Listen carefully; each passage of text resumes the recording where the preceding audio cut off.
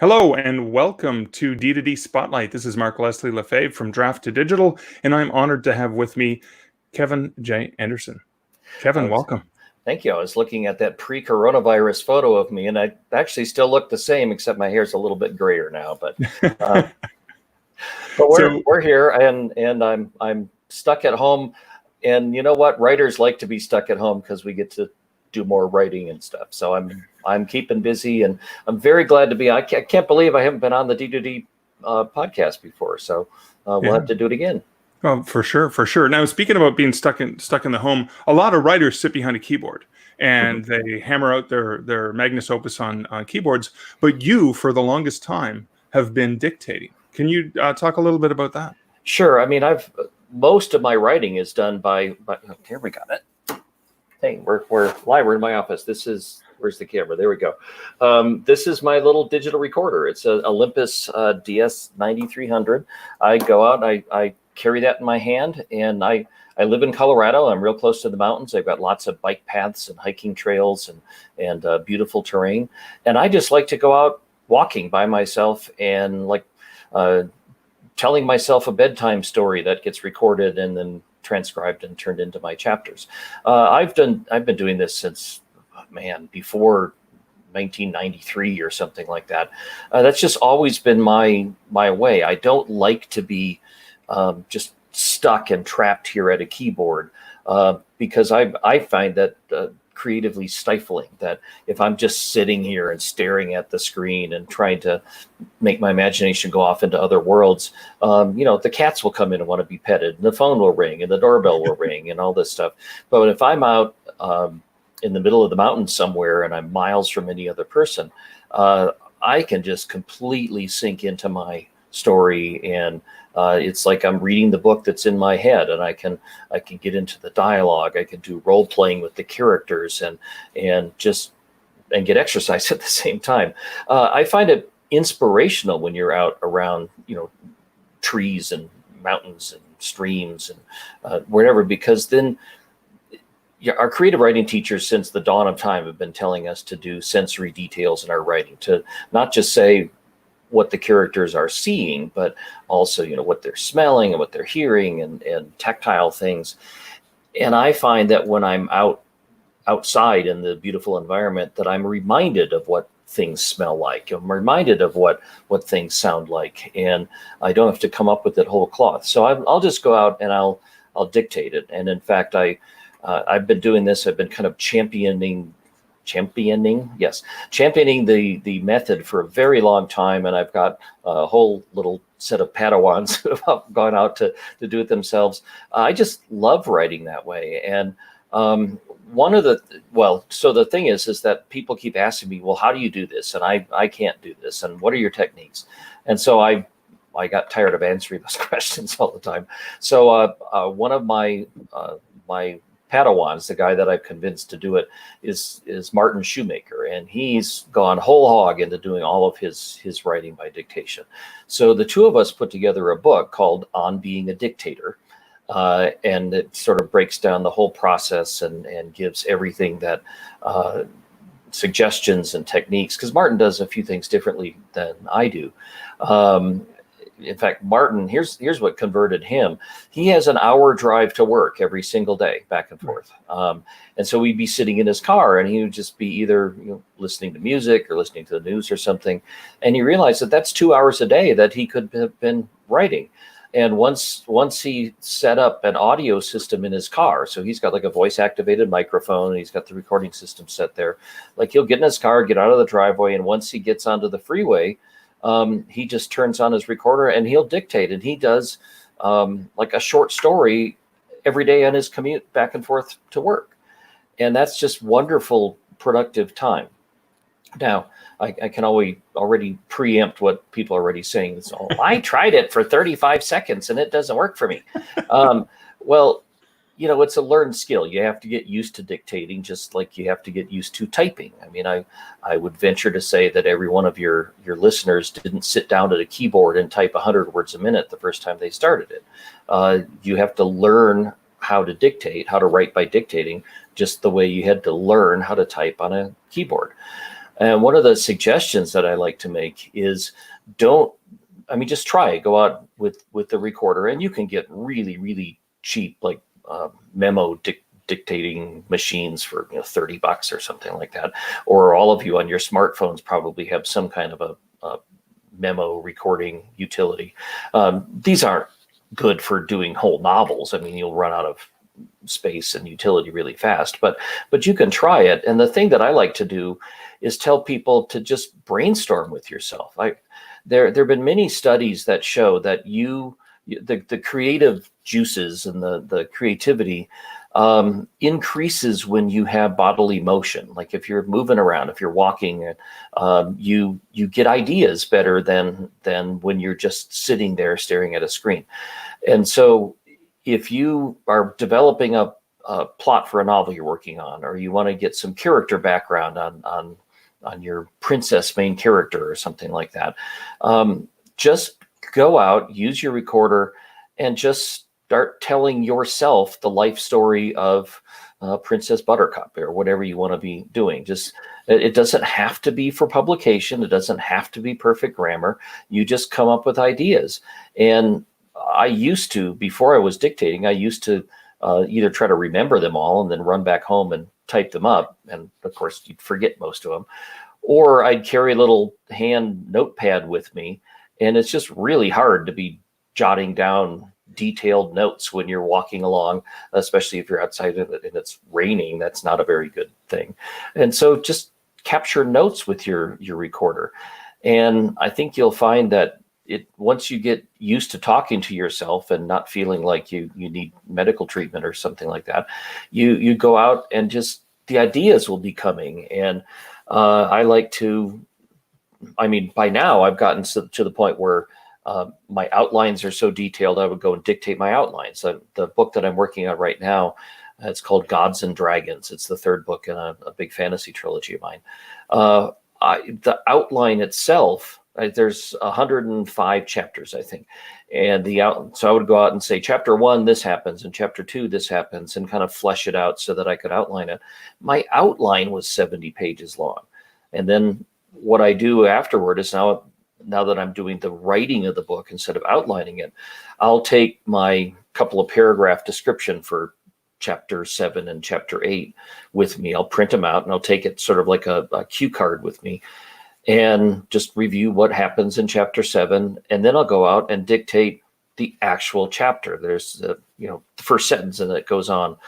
In the book On Being a Dictator, there's an appendix there where I have a novel called Stake. It's a vampire serial killer thriller that Audible just released, and the print version, I think the UK version is supposed to come out. It was supposed to come out this month in England, but I don't know if it's been delayed because of COVID or not, because bookstores are closed and everything else. Anyway, that long story short, it's a fantastic novel. If anyone's looking to check it out, Steak is phenomenal. Steak, not like a T-bone steak, like a steak you pound through somebody's heart. Well, I hope you're not pounding through somebody's just heart vampires. Either, but yeah, just vampires.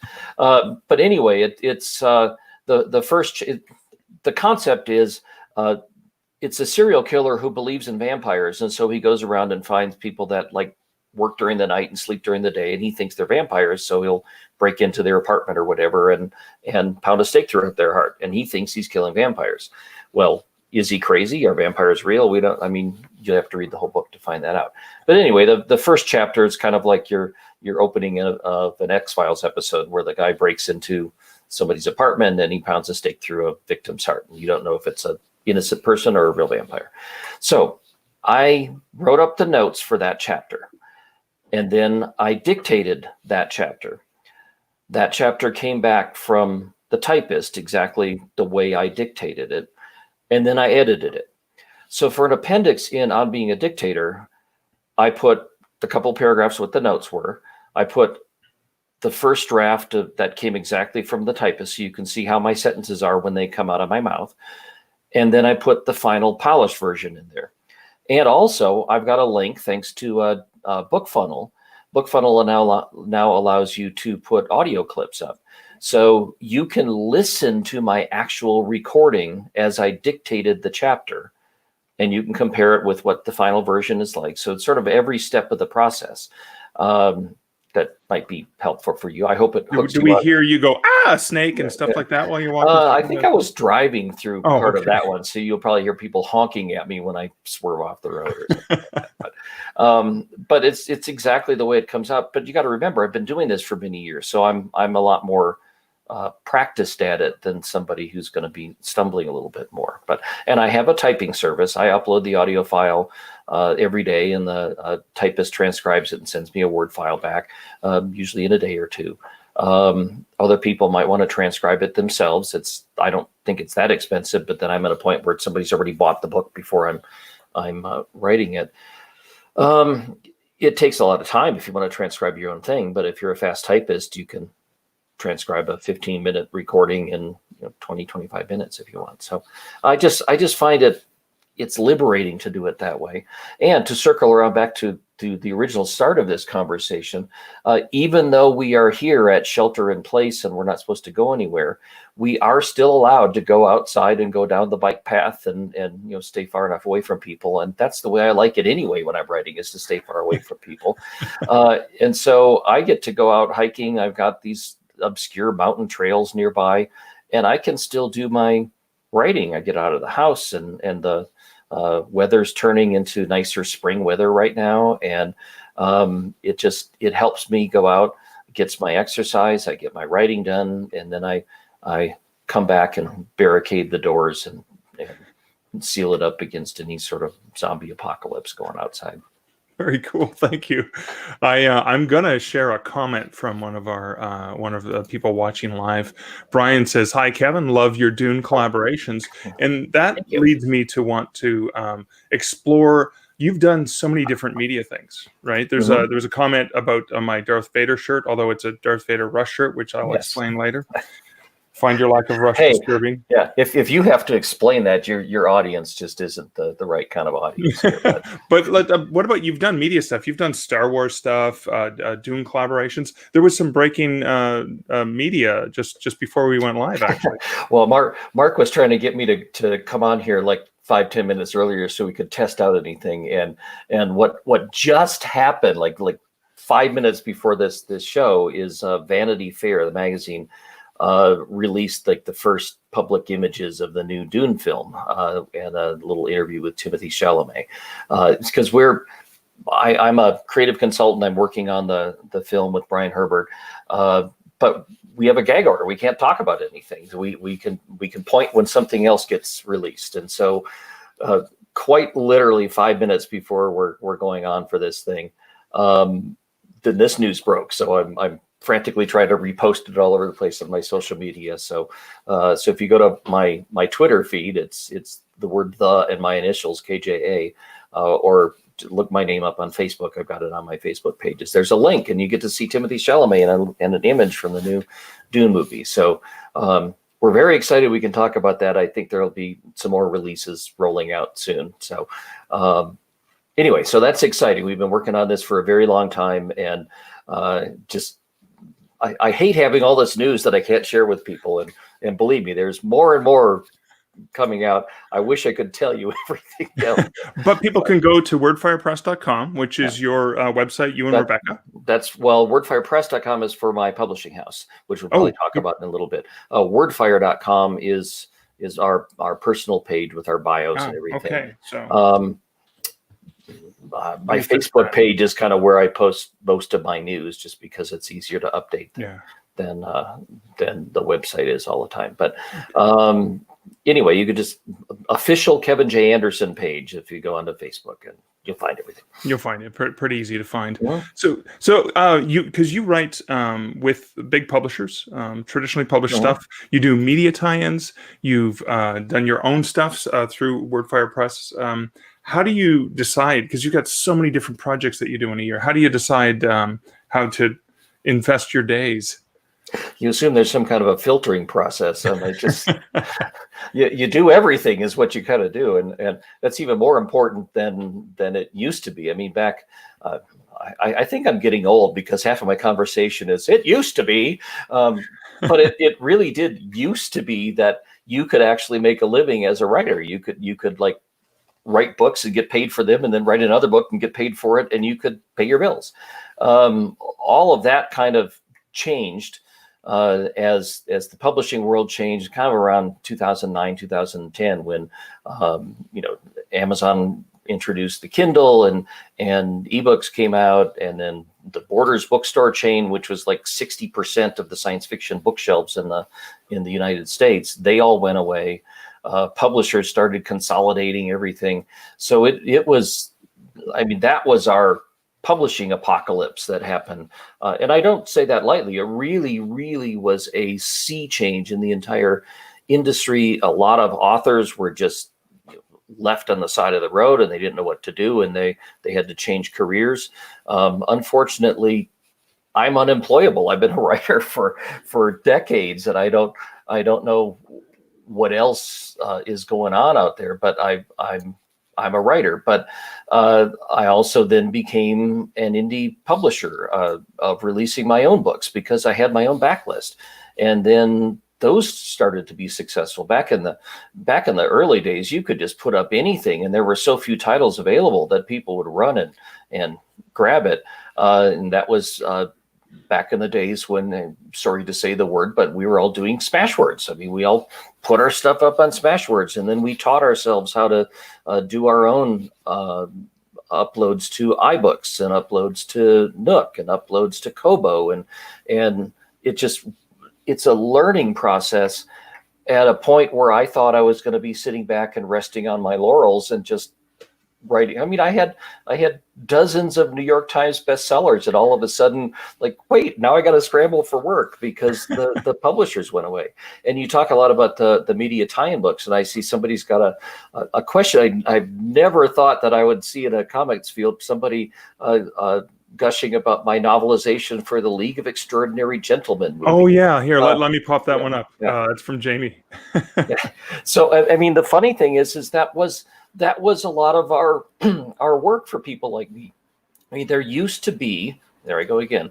There used to be a paperback movie novelization of just about every movie that got released, and that was great work. It took you a few weeks. They'd send you the movie script, and you would pretty much just convert it to he said, she said, and then you'd fill in your descriptions but it wasn't that easy, because they wouldn't send you any stills, and a lot of times the movie scripts don't make any sense. And boy, do I have stories about League of Extraordinary Gentlemen. There are a lot of scenes that I added in there to connect things that didn't connect in the movie.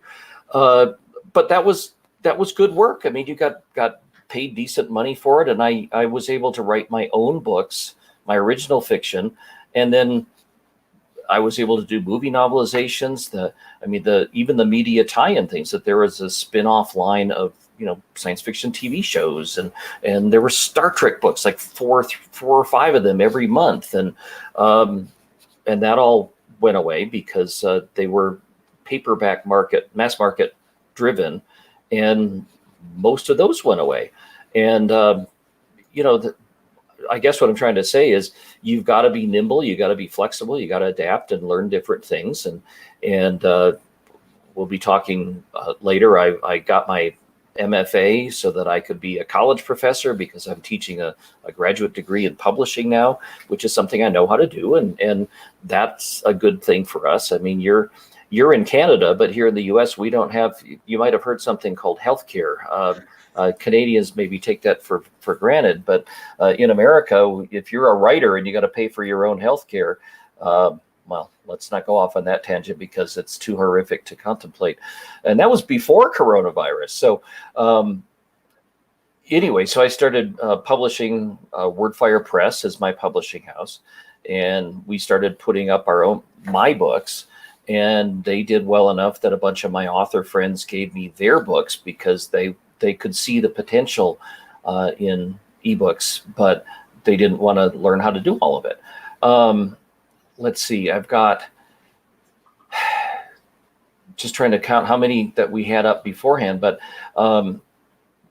back in the early days, like I started to say, it was the Wild West. Well, it's still kind of the Wild West, but you would put them up and they would sell really well. But before that, again, I'm sounding old because back even before that, but I was really skeptical about ebooks because if you remember, people were talking about video phones as a science fiction idea since like the 60s and 70s. We were going to have video telephones in every house, and it just never happened. It was kind of it was like finding Bigfoot, that nobody used video telephones, and they kept talking about ebooks. And Stephen King had one of the first ebooks by putting, I think his story was called Riding the Bullet. It was one of the first electronic stories that you bought the computer diskettes and you put them in your disk drive, and the text came up on your IBM PC Peanut screen or something like that, or your Atari screen, and you could read the green phosphor letters, and that's what you read. That's what an ebook was, and it was sort of a novelty, but nobody wanted it. I mean, it was kind of cute. I remember there was an interactive version of Jurassic Park that you could put, and these were the little flippy diskettes, because I had a Macintosh Plus at the time, and you could have Jurassic Park on like 10 diskettes, and you'd put the little plastic flippy diskettes in, and you'd call up the words. And the unique aspect of it was that when it said Velociraptor, you could click on the word Velociraptor and it would pop up a definition of it on the side. And everybody this was a groundbreaking thing. And it was kind of interesting, and it just never took off. But I guess the point that I keep talking about here is that we were told that ebooks were going to be the huge thing for years and years and years and years, and it just never happened. Right. So I was kind of losing faith, like, yeah, right. I don't believe that. In fact, we had one of my books with Brian Herbert called Dune, the Butlerian Jihad, and I don't recall off the top of my head when that came out, 2004 or something like that. No. What year did 9/11 happen? Because it was about that 2001. 2001. So it was around then, because here right after 9/11, I'm running around doing a book tour for something that has the giant word jihad in it. Oh. So that's why I remember that. But anyway, I got a call from the electronic books person at Tor Books, the publisher. And he was ecstatic because Dune, the Butlerian Jihad was the best-selling ebook in the country for 3 months running. Whoa. And I was thrilled about that. And he was thrilled, and he was celebrating. And I said, yes, so how many sales does that mean? And he said, oh, man, we've sold 300 copies. And I went, okay, fine. Let's not give up print books just yet. But that was 2001. And that was kind of the story that we kept being told over and over again, that ebooks were going to take over. And we just said, it's like waiting for the bus. It never happened. And then finally, when it did happen, boom, it really happened. Same thing with video telephones. Look what we're doing right now. I mean, that it took enough people having Skype or something, and enough people having FaceTime chats on their smartphones, that everybody finally did it. So once you get to this critical mass, it finally took off. I'm very happy that we started WordFire Press around 2010. We just started doing it, so we were able to catch on at about the right opening time. Okay, excellent. Now the other thing. So you and Rebecca and a bunch of contemporary authors who had been in the industry for decades started to get together and say, okay, things are changing. What are we going to do? And that kind of turned into something where you're actually helping other writers. Well, we're talking about Superstars Writing Seminar. That's a big thing that I've done with Brandon Sanderson, David Farland, my wife, Rebecca Moesta, and Eric Flint. We started that 12 years ago, but it was not so much about ebooks, because this was 12 years ago. It was at a time where none of us really believed ebooks were going to take off. but we were all very successful writers, and we found that once you get to a certain level of success, there's not a whole lot of people you can get advice from. So we sort of formed our own inner circle to talk about bestseller lists and book tours and promotion and the stuff that they nobody teaches you. And we realized in a broader sense that there are hundreds of writing craft seminars all over the place, that there are, how to write a character description or how to plot a novel and all that kind of stuff. But there just wasn't anything out there that covered the business aspect, how to read a contract, how to understand copyright, how to develop your intellectual property, how to market subrights and things. And that's what I wanted to know. And so we had this meeting, me and Brandon Sanderson and Eric Flint and David Farland and Rebecca here at our house. We had sort of like this secret summit where we just spent a couple of days covering topics about Brandon, how do you do this? And Kevin, how do you do that? And at the time, Eric Flint, who is published by Baen Books, he was the only one that even had an ebook out of some of his things, because Baen Books was a very early adopter. And he was telling us this stuff that just was insane, that nobody would believe, that you give away the first in series and that costs you sales. That doesn't make any sense. And you mean people buy the ebook and then they still buy the print book, and you're giving pre-release things and then none of this is insane. It doesn't make any sense. Well, from a traditional publishing business perspective, that was a really hard thing for us to get our heads around, but obviously it was right. So we found that to be so useful among ourselves that we decided to open it up to the public. We did the very first Superstars Writing Seminar in Pasadena. It was 12 years ago. And that really just worked. We had, I think, 65 people there that we covered all the business aspects of it. And then we did it the next year. And we thought we just kind of had this cash cow, because we've written our presentations and we were just going to present the same business presentations year after year after year, right? Because the publishing world never changes. Well, that went out the window really fast too. We found that we have to rewrite our stuff every single year, and we get new speakers. Mark, you yourself have been there wearing several different hats. You were there as our Kobo representative for quite a while, and now you're there as our Draft to Digital representative for several years. And you're also just a pretty decent guy, so that's why we have you there. And this year, Dan Wood came, the head of Draft to Digital, or whatever, whatever the title is.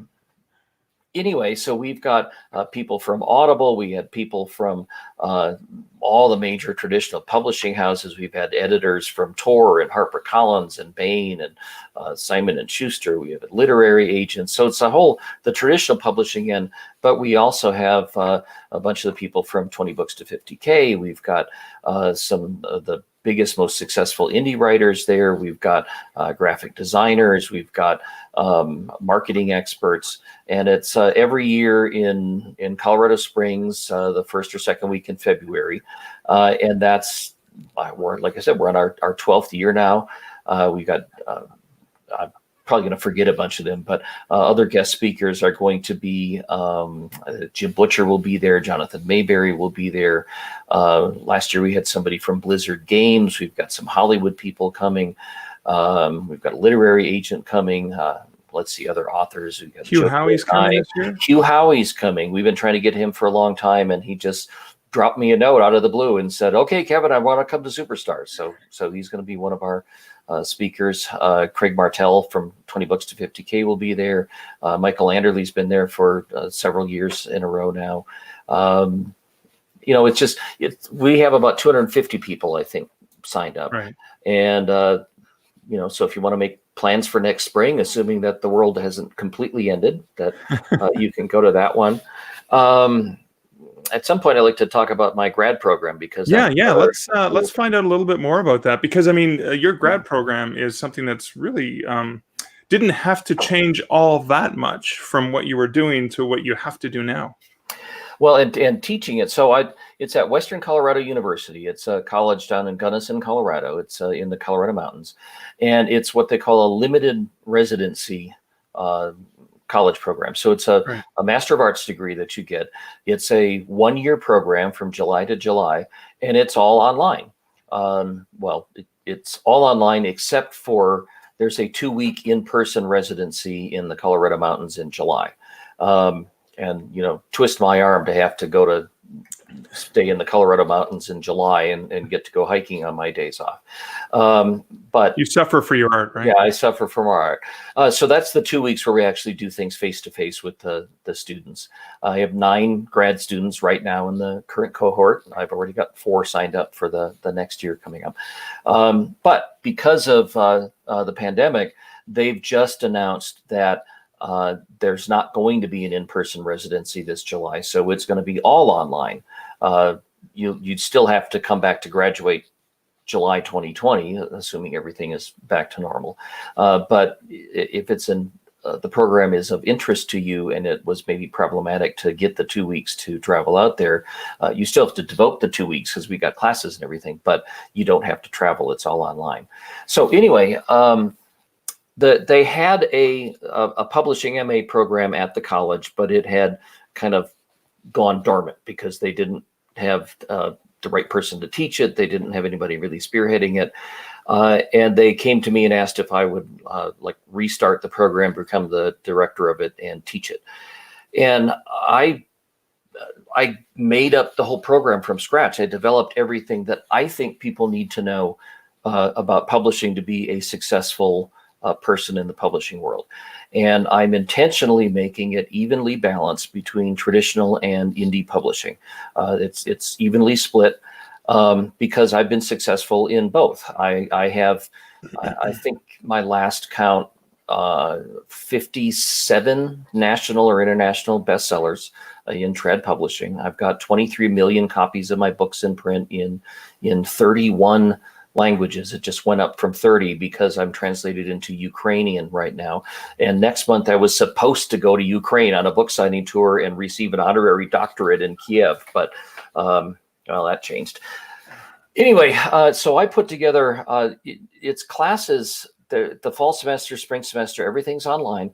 And it's classes about copyright, about developmental editing and copy editing and managing editors and cover design and interior book design and fonts and typography and intellectual property and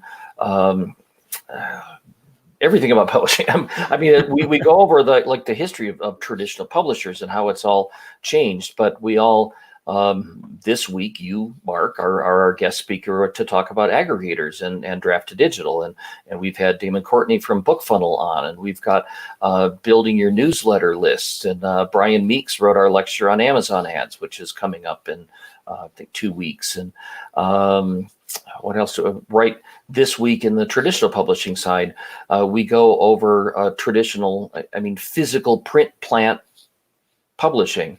Right. As right now, I'll get to that in a second, but like if you offset printing and if you're going to do limited runs instead of print on demand, you might want to get 500 copies of a hardcover book if you think that you can hand sell it at library shows and whatever. And so we went over print costs and like right now I'm doing a limited 800 copy signed and numbered edition of something, which it's a book that I wrote with Neil Peart. We can talk about that in a second. But so I'm using an actual offset printer to do that, printing up 800 hardcovers that will show up at my doorstep. That's a different skill than just loading up something for print on demand like D2D does or KDP Publishing or Ingram Spark. Let's see, going around in circles here. So for the project for the students, their main group project is they have created and are editing an original anthology. And because of support from Draft to Digital, we got money to actually pay pro rates for the stories. They created something called Monsters, Movies, and Mayhem. So it's like horror, fantasy, science fiction stories kind of around the movies. And they wrote up the call for submissions. We promoted it all over the place. They got 435 manuscripts sent to them. And as their class project, they had to read the slush pile. They had to go through all the submissions and weed out the bad ones. They wrote the rejections. They argued over the ones that they liked and narrowed it down. And they had a budget because Draft to Digital gave us a certain amount of money that we could pay for. And they had to go over all the stories, and they had to then make choices about, you can't have them all be funny stories, and they can't all be werewolf stories, and they can't all be, 20,000 word stories. So they argued over that and came down with what their choices were. Then they issued the contracts. They copy edited the stories. They worked with the authors. They proofread it. Because this was a group project, we hired an outside designer to design it and lay out the book. They designed or came up with the concepts for the cover.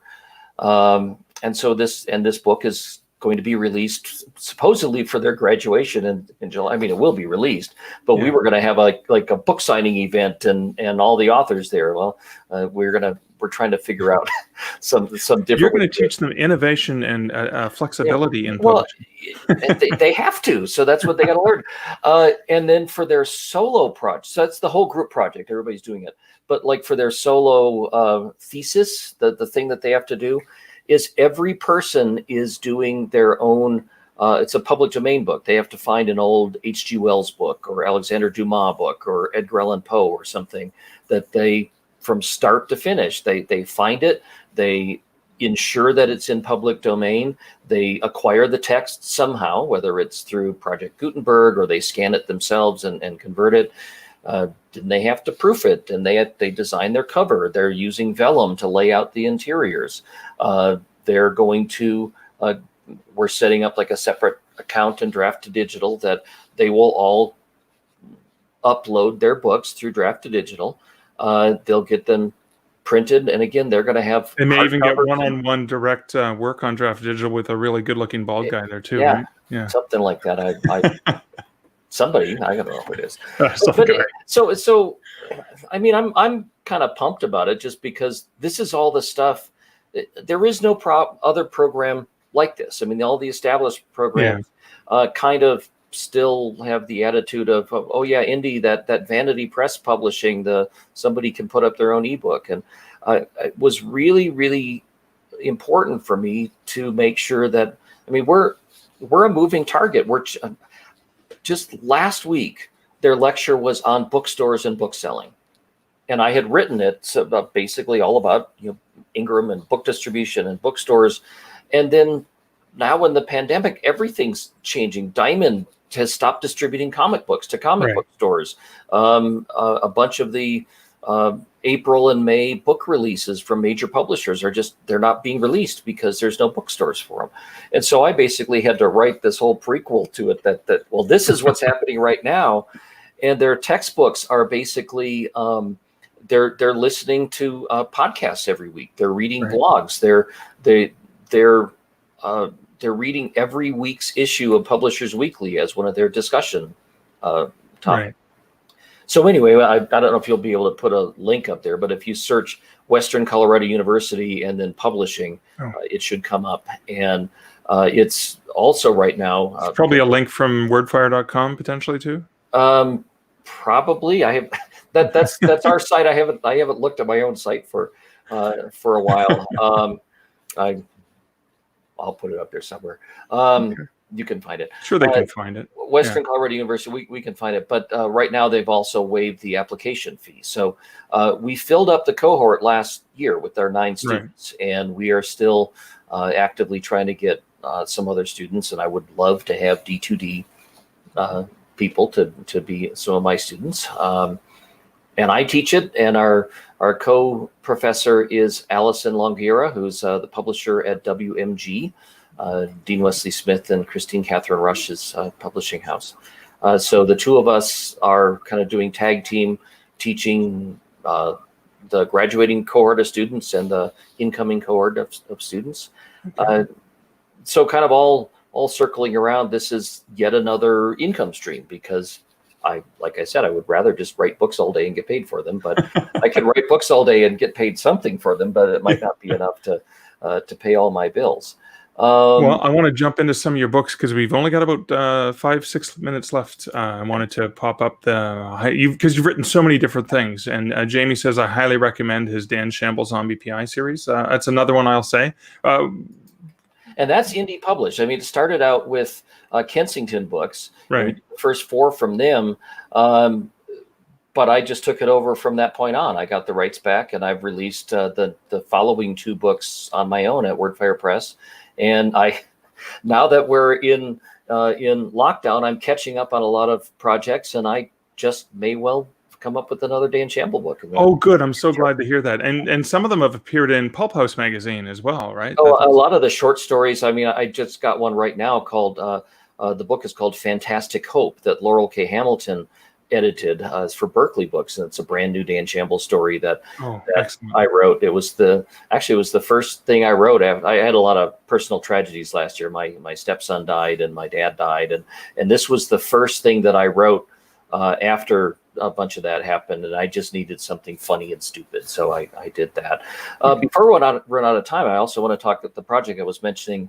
Is this thing called Drum Beats? It's a of course, creepy dark fantasy. It's why I'm wearing my Rush shirt. Yeah, yes, I wrote it with Neil Peart, the drummer from Rush, who passed away in January. He and I had written it and published it several places. It's a sort of a dark fantasy Twilight Zone-ish thing, but we always wanted to do a fine limited edition of that with illustrations, and we've got a Canadian artist, Steve Otis, did a cover painting for us. He did 5 interior illustrations. I found a bunch of photos of Neil on his trips in Africa and some photos of us, and I wrote a new foreword, and Neil had already written an afterword because we were going to publish this.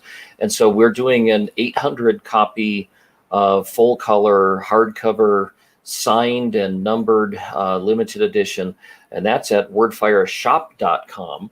So if anybody wants to pre-order that, we've sold about 3/4, pre-sold about 3/4 of them. It's at the printer right now. We're getting the 800 copies printed up from an offset printer. They're showing up, and then I will have to autograph all of them and number all of them. The artist has sent signed signature cards for the one to go in each one. And it's a beautiful book, and it's something that I've wanted to do for a long time. And so it ties in here because it's an interesting. We normally do our stuff just on POD, that you want a copy, you order it, it gets printed. But this is a more traditional thing by getting an 800 copy press run. I'm going to have boxes and boxes show up at my doorstep at a time when I can't bring employees over to help me mail them out, which is going to be challenging. But so I'm very pleased about that one. I'm writing a traditional published book right now. It's called Gods and Dragons, the 3rd one in my Spine of the Dragon trilogy that Tor Books will publish. I'm as publisher of WordFire Press. We're going through about 5 different books a month that we're releasing from other authors. I'm doing a bunch of podcasts now that I'm at home instead of traveling all the time. And otherwise, just nothing much else going on here. So. Not much going on. I'm gonna take you back. There's a question about a series you co-wrote with your wife Rebecca. And the question was, what was it like to create the Young Jedi Knight series, which I had the honor. I mean, I have signed copies, of course, but I had the honor of reading to my son. Well, and when we were writing them, we read them to our son too, as each draft, because he was about 8 or 10 years old at the time. Well, that was when I was doing so many projects for Lucasfilm, and I was up at Skywalker Ranch pretty much every month, and we were having lunch with one of the Lucasfilm licensing people, and she said that do you think there's a young adult interest in Star Wars, and should we maybe do a young adult series? And I said, well, sure, we can do that, and instead of doing like young Luke Skywalker, because all of that time period was closed off because this was at a time when the prequel movies had not come out and nobody quite knew what time period was going to be. So we did the twin kids of Han and Leia, and brought up a new generation of young Jedi Knights, and we just had a blast with those. And there were 14 of them that we wrote, and they came out, I think, every 3 months without missing a deadline yet. That was at a time when writing a book every 3 months was considered very prolific. Now I see some of you guys with 15 books at a time, and and I get exhausted looking at you guys. I'm so glad that I'm considered a slowpoke now instead of a prolific hack. Well, Kevin, I love the fact that you're writing so many different projects. You're so open to opportunities. I want to thank you so much for spending the last 45 minutes sharing all kinds of things about the industry, about your writing. Again, people can find you best at... Well, Facebook, if you look at the Kevin J. Anderson page, just look for that. Okay. Twitter on the KJA, wordfire.com is our main site for, sign up. Best thing, sign up for my reading group, because you'll get a free collection of Dan Shamble stories. It's wordfire.com, and the sign up is there. And I regularly give out free books, and I'm kind of making plans now that we're all stuck in our houses, that I might just record some audios of me reading some of my short stories and give them away for Book Funnel, but only to the people on the readers group. So Excellent. got to get an extra handful of people to do that. So, well, Kevin, thank you so much for hanging out with me today, and good luck with the rest of your day, being productive and writing and dictating. Yeah, well, I'm here. So thanks for everybody, and Mark, thank you for everything too. You've been a great friend for a very long time. Thanks. Bye-bye, everyone.